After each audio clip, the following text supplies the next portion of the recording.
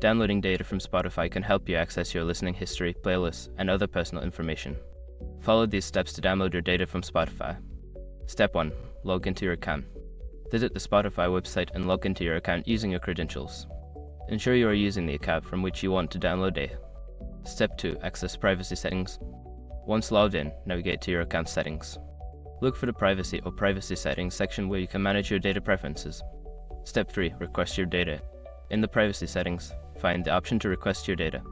This may be labeled as download your data or request data. Click on it to initiate the process. Step 4. Confirm your request. You may need to confirm your request by entering your password or verifying your identity. Follow the prompts to complete this step. Step 5. Download your data. After your request is processed, you will receive an email with a link to download your data. Click the link in the email and follow the instructions to save the data to your device. By following these steps, you can easily download your data from Spotify and keep a record of your music preferences and activity.